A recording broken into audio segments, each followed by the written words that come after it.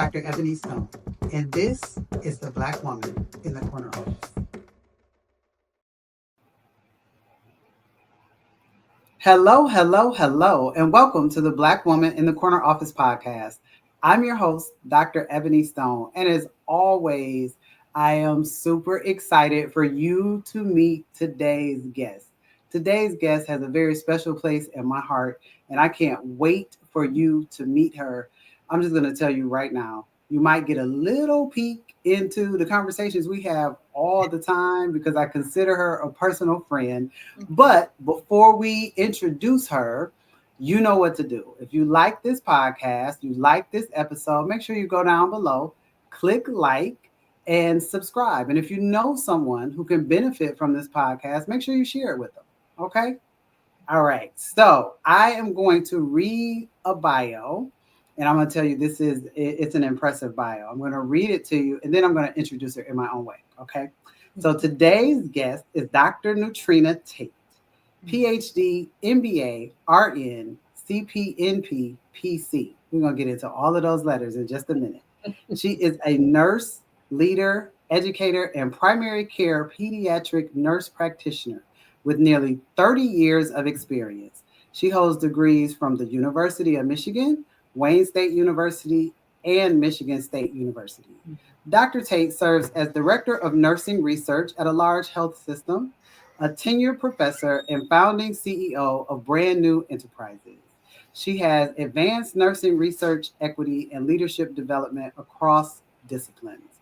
A national speaker and published researcher, Dr. Tate champions mentorship and professional growth and currently serves as President-elect of the National Association of Pediatric Nurse Practitioners.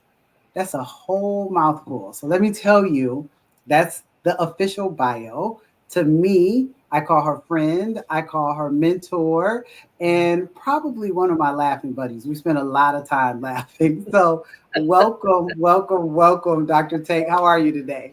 I am so well. And let me just say, you know, although you've read my bio and just talking about, you know, our personal things that we have between us, I am just so proud of you.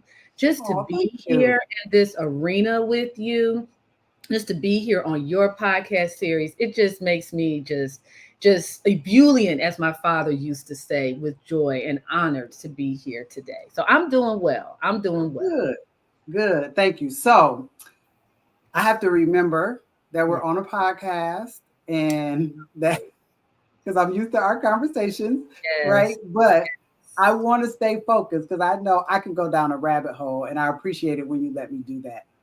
So today we're going to focus on you, though, right? And so I want to start by just kind of telling our listeners and viewers a little bit about your journey. I read that you have a PhD, you have an MBA, you have an RN, and then the last one you just told me. Tell me again what the last set of letters stands for. Sure. So CPNP-PC is Certified Pediatric Nurse Practitioner, Primary Care. Okay, so you got a lot of education. But I wanted to go back as far back as you want to go. I don't know if you want to go to U of M. Maybe, I don't know, maybe you start at Michigan State, or maybe you start after you finish your education. I don't know. You decide what the start is, but tell us where your career started and kind of what that journey looked like. Sure. So, you know what? Before you do that, yes, I'm sorry. I should probably tell everyone because probably just a few weeks ago, we had another one on. Dr. Tate is a phoenix. And for those technicians that are watching, I do love her, even though she is a phoenix. That part I will forgive her for. I just wanted to throw that out there.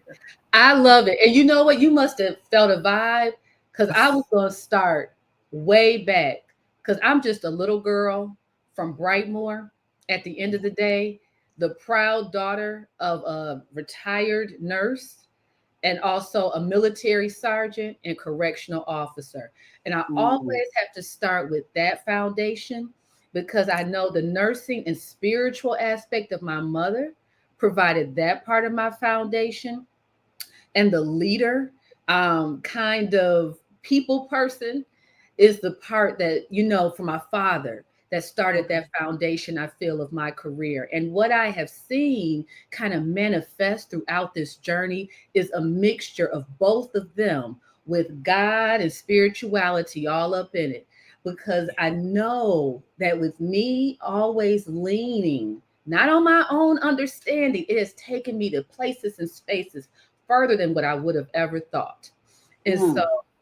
with that being said, I have to start with that foundation, especially, growing up in Brightmoor, that I didn't know, it was Brightmoor until, I'm getting to be this age, going through parochial schools. I love that I went to Catholic schools throughout my life.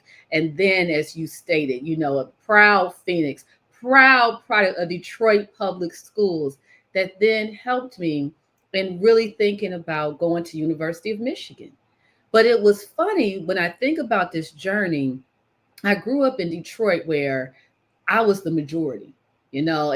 It was very rare that I saw someone who didn't look like me. My neighbors growing up were, white, but for the most part, I was always in the majorities. But it took until me to go to University of Michigan and experience racism for the first time, to Mm. experience, sexism for the first time.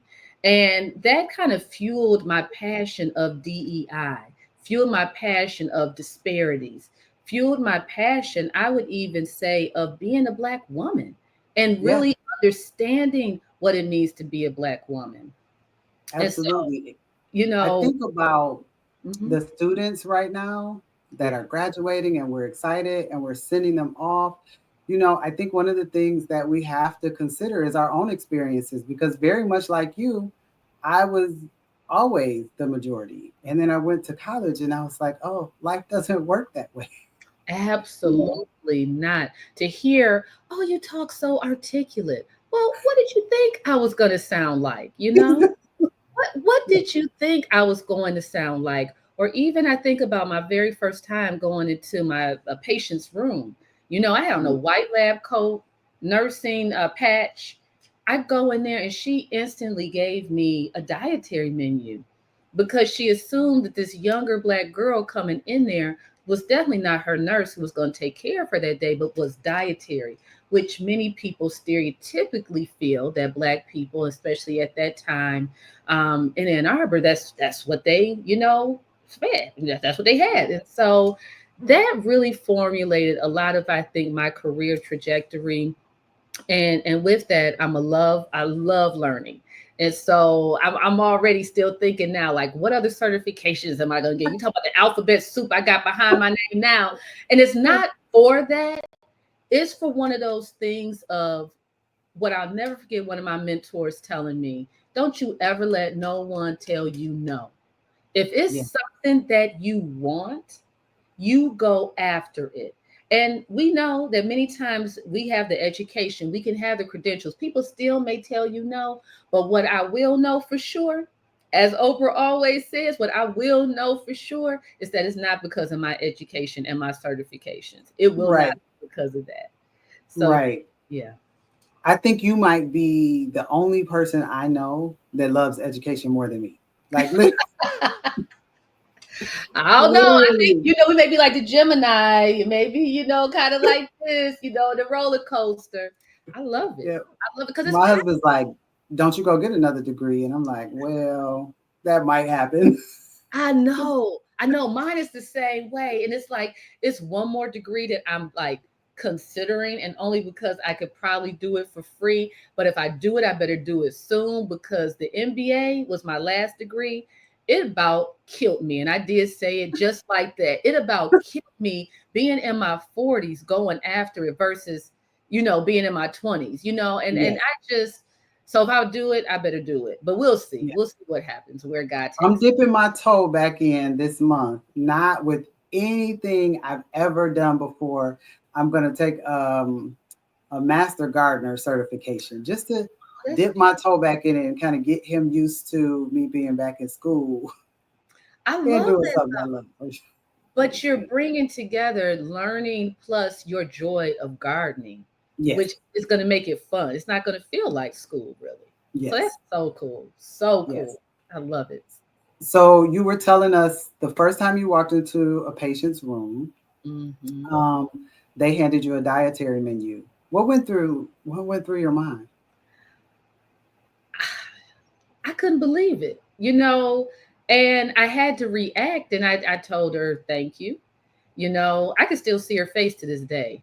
I told Mm, her thank you and actually introduced myself to her and told her I'd be taking care of her. And the expression on her face was priceless. I That's what bet. I knew, that that was probably one of the first times maybe that I was entering into a room defying a stereotype.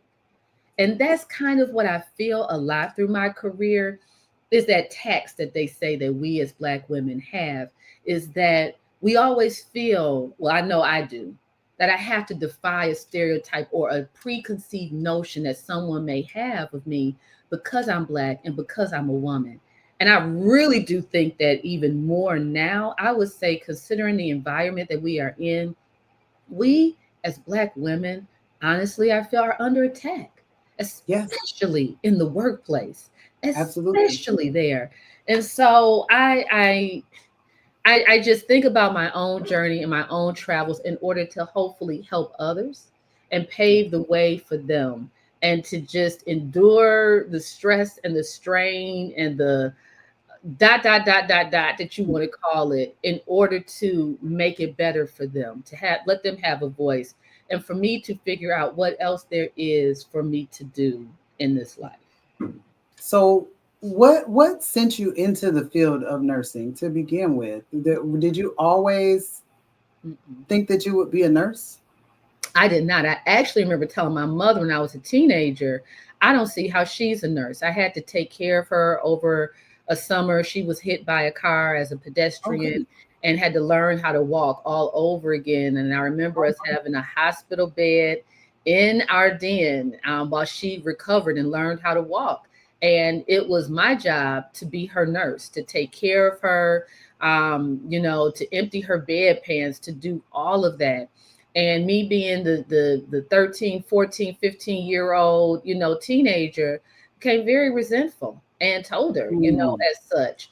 And I mean, I look back on that now and she has the biggest laugh, you know, considering that I'm a nurse and considering that she said, once I'm done and retired, you're going to take my spot in this workforce. But when I went to Michigan, I went as a general literature, science, and arts student. And okay. they have a festival every year where all the departments and you know, degrees and schools and colleges are out there. And I was led, I am not kidding you, there were all these different schools across what we call the diag. I Okay. literally still to this day remember 30 years, 30 plus years ago, being led to walk over to nursing. Hmm. And from that point, as they say, like I said, 35, 34, how old am I? 34, 33 years later, here I am as a nurse, and have continued to grow within the field. And to look at it not just as a nurse, the stereotypical nurse at the bedside, doing blood pressures, doing temperatures. I was only at the bedside for my 30-year career 1 year. Oh But wow. Okay. then, yeah, but then moved to ICU, then moved to advanced practice nurse and taking care and how can I describe it? Diagnosing and managing, you know, kiddos and their illnesses in that way for now 20, 25 years, I should say. And so with that, I've just continued to go to school, evolve, grow my network, because as people always say, it's not what you know, it is who you know. And I'm a firm believer in that, with those connections, and Yeah. just continue to move forward within the discipline of nursing across education, administration, practice, and research across my 30-year career, and love and have loved every single bit of it. Yes, and I love that you are a professor and that you are ushering in the next generation to follow in your shoes. Let me ask you this: as you think about it, so we heard about the first instance at a bedside when someone handed you the dietary menu.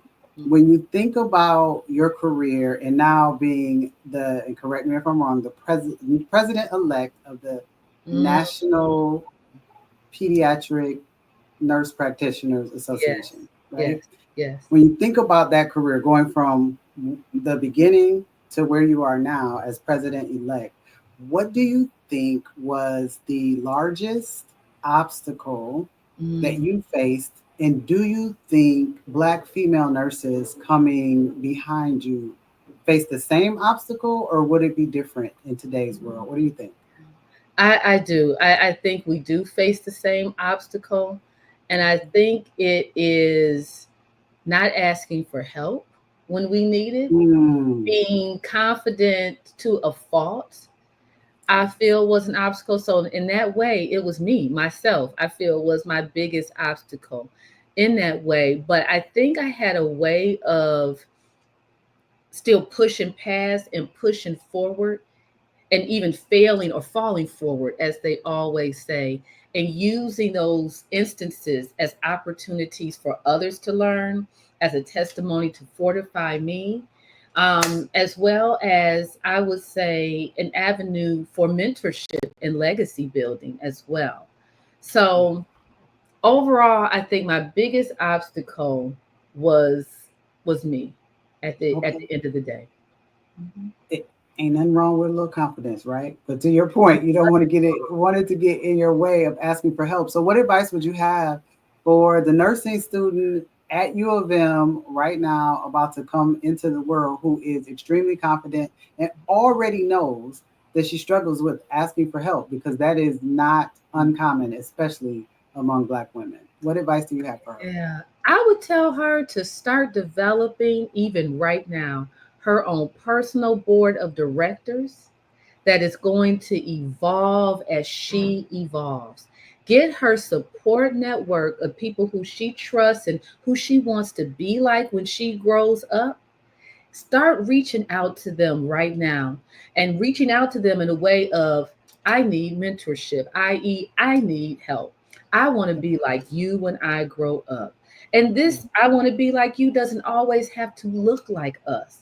Because many Right. times what we have found, our allies, our sponsors, those different people, they're talking about us before we even enter the room. So if she can start, if she can come out of herself, whether it's she's shy, she's nervous, she whatever, to start meeting people, talking to people, saying to people, I want to be like you when I grow up. This is already the skills that I have. Not being cocky, not being arrogant, but being confident. Because what I feel about confidence is that you have, yeah, a certain, air about yourself, but then that humble, that humility comes in there as well. So if you can mix all that together to get that personal board of directors together and start growing them, it may, and it's going to evolve. You're going to have some people who you're going to have to sit up there and disempower and disengage, and then you're going to bring new ones.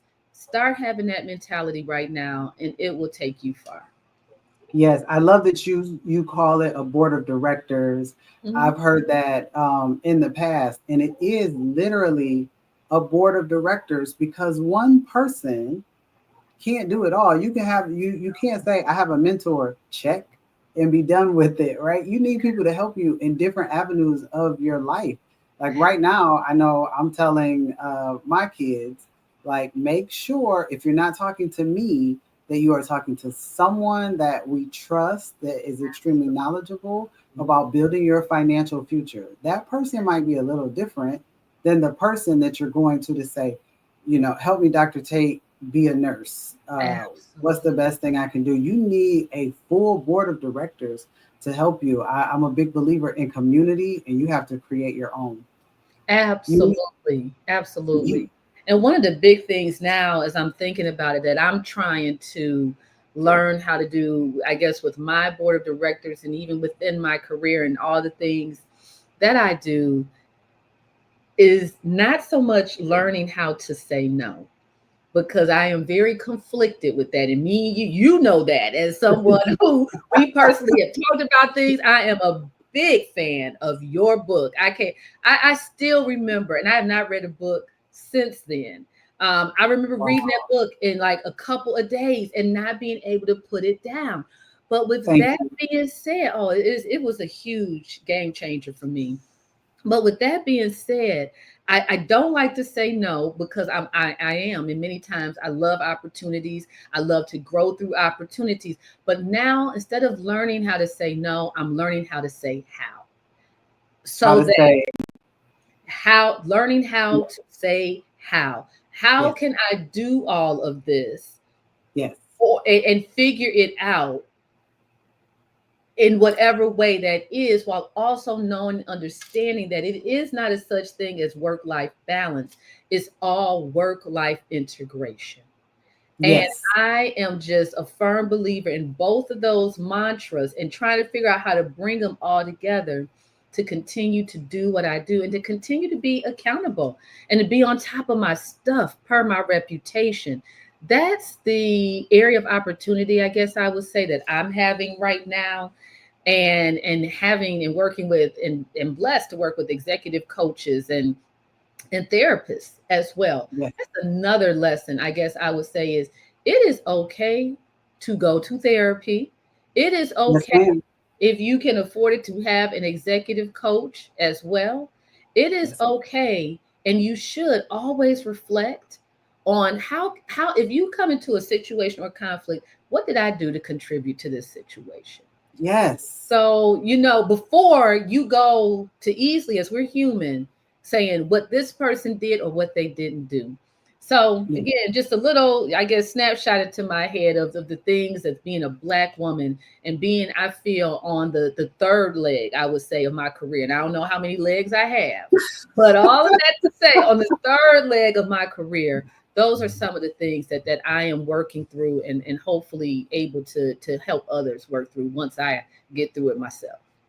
absolutely. And I can tell you guys, listen, I can tell you that Nutrina does look at herself and say, what part did I have? That was one of the reasons that I was drawn to you. I remember us having a conversation and you saying, I'm just trying to figure out what I did in the situation. Like what can I do different? And I'm like, hey, she she's not like I'm all, perfect. She's Right. recognizing like I can learn and grow too. And I so that's one of the things that drew me to you in the very beginning. Mm. Um, you talked about therapy, so I really quickly want to talk about therapy. It is it's like you said, it's okay. I think it's necessary, quite frankly. Girl, It that just part. that part. That Like part. I even and sometimes it's necessary in different amounts. Yes. There have been times in my life where I needed to be in therapy weekly. There have been times that I go, maybe quarterly, and there have been, I fall off, and then you have to go back. In the last couple of years, those therapy sessions have been really close, and then they get far, and then they're really close again. It's okay. Just make sure you're caring for self. So I know, like you said, what you guys don't know is I read you all of the degrees, all of the certifications, all of the professional things that Dr. Tate is doing, but she is extremely active in the community. And Mm, that's a whole nother list of things that she is doing that we haven't even gotten into. mm, But you talk about, you don't want to say no. And I think your life or yeah, you don't want to learn to say no. And I think you want to learn to say how. And I think your life shows that. How mm. do you say, figure out how to say how, but still have soul care? Because you got to care for you. Yes, that is so, so true. And I'm working through that.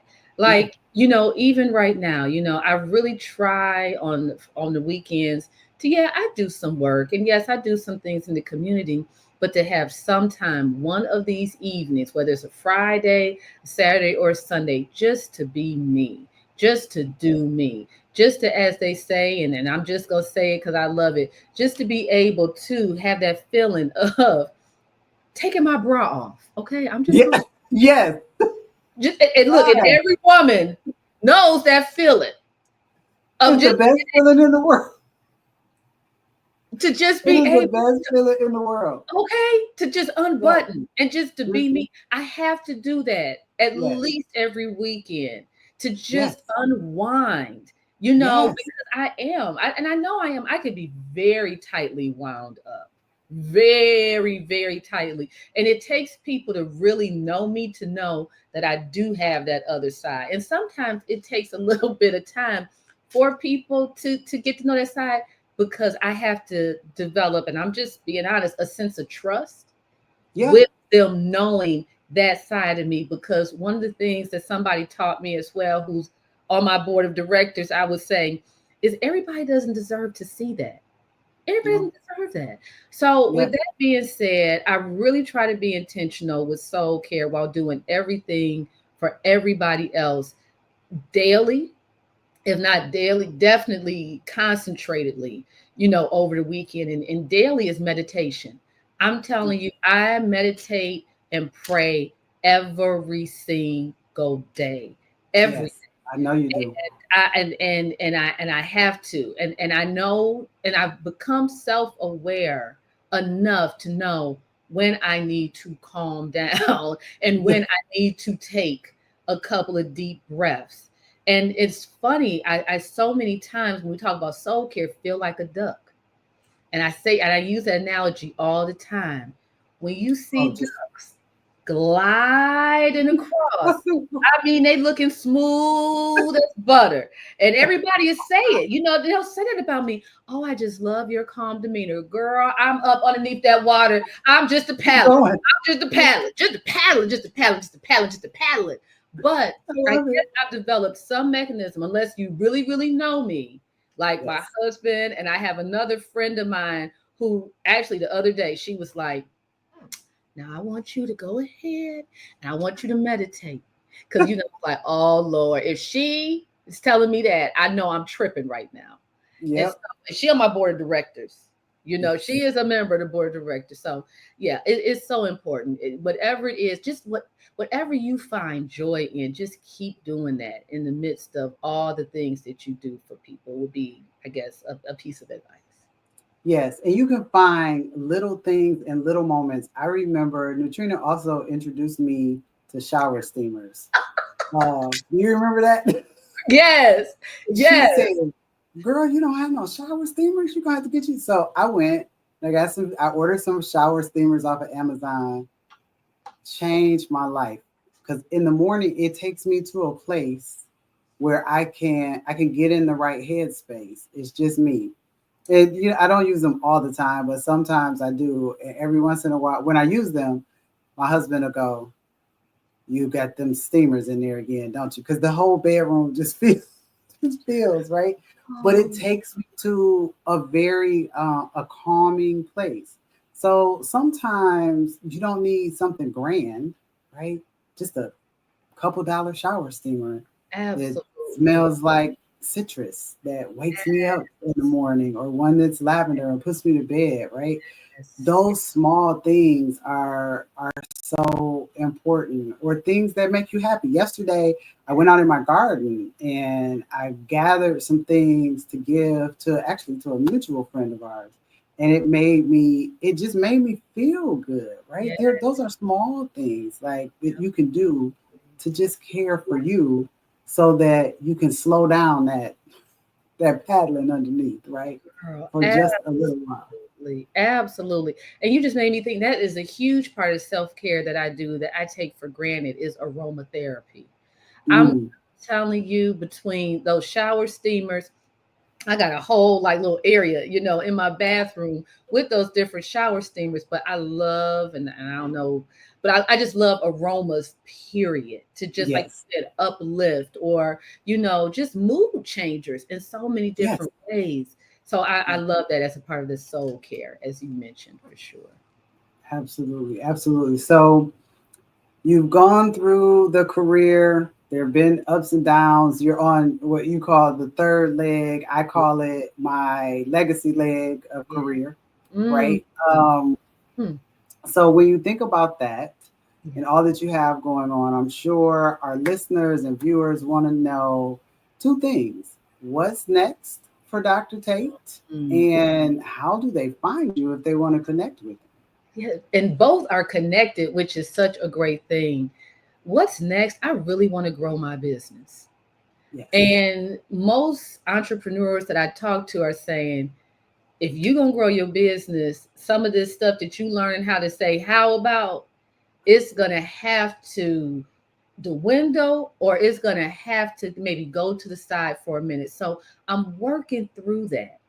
With Okay. that being said, I really want to grow my business. I really want to do more outreach and public speaking to pediatric nurse practitioner students and other pediatric nurse practitioners, other women who are aspiring to be more than what they are right now, other Yeah. people who are trying to make a difference and an impact in organizations overall, and those who are also trying to find their space and place within what we many of us still would like to call DEI, but many of us are calling it something different, such as inclusive excellence or accessibility and access or equity. Like really determining what does that look like currently and beyond, and helping people and organizations move forward in that way. And so I really, and even more than that, people really being able to tap into their leadership abilities and skills and styles to be able to influence other people, other organizations, other groups, communities, and larger or larger entities. I want to be a part of that, and working through brand new consulting, also known what you've inspired me to do, and to think about brand new enterprises, but to move forward in that capacity. And how can someone find me? They can go to www.brandnew, and that's just spelled like it is here, BRANDNU, which was my father's nickname for me. He inspired me. Oh, I love that. And so I play off of the new as it relates to my first name, but brandnew.org. So www.brandnew.org. Go to the contact us aspect of it. And I would love to help you feel brand new, be brand new in whatever space and place that is for you right now. Yes, yes. I love that. I love that. And listen, you know that I'm here. I can't wait. I am looking forward to collaborating with Brand New in some way. 'Cause I'm gonna stay whether you want me or not, Nutrena. I'm staying tied to Nutrena. You don't get rid. I'm You don't staying get rid. tied to E Dub, as I call her. Okay, that's all I have to Yeah. say. I love it. I love it. I love it. So listen, before we get out of here, I have absolutely enjoyed our conversation, but I want to ask one more question. I Mhm. ask all my guests, so I'm sure you know what it is. Yes. But if we made a movie of your life, Mm. what would it be called? And do you know who would play you? Ooh, you know, for some reason, and it's a part of my new logo for my company. I love mountains, and when I think about a mountain, I think about one of my favorite scriptures, Philippians 4:13. I can do all things through Christ who strengthens me. And when we think about the beauty of a mountain, I would call that movie the valleys, the peaks, the plateaus of the Mm, evolution of a Black woman. the Who would valley, play the me? The valley, the peaks, the oh, plateaus, and the evolution of a Black woman. I don't know. yes. But who would play me? It Who got to be would, spicy to I to know, be right? Dr. I'm Nutrena. over here thinking, who would play me? You know who I no, because she played everybody. And see, I need to probably like look and see a little bit more. I gotta Okay. well, you know who it probably would no, because she not look, I really gotta think about who would play me. You know who I think would play me, and it's funny because I said this before. And somebody, God forbid, you know what? I'm gonna say Oprah. But they have to Oprah. I would say Okay. Oprah in the I way, wasn't expecting that. and this person, when I had this question before, and I said they wasn't expecting that either. But Oprah, I would say her because she is so dynamic. She She is. is so skilled. She is an entity. Yes. Whenever she's not Oprah Winfrey, she Oprah, and has Right. a long time. So just because of what she stands for and just being such an excellent actress, no matter Yes. what she does, Yes. because you can always do somebody's hair, do somebody's makeup, do somebody's whatever. It would be Oprah. I, It would I be Oprah. love it. The valleys, the peaks, and the plateaus, the evolution of a Black woman. So, Miss Oprah, if you hear us, we got a job for you when you're ready. Girl, out of all the things that she got, that she up to, for real, Yes, yes. So listen, it's been an absolute pleasure having you. You guys out there watching and listening, whatever you do, remember you can always ask for help. Yes, you are that girl, but you can also ask for help because together in community, there is nothing that we can accomplish. Amen. So we're going to get out of here today. And until next time, you guys know what to do. Keep spreading that Black girl magic on everything you do. We'll see you in a couple weeks. Bye.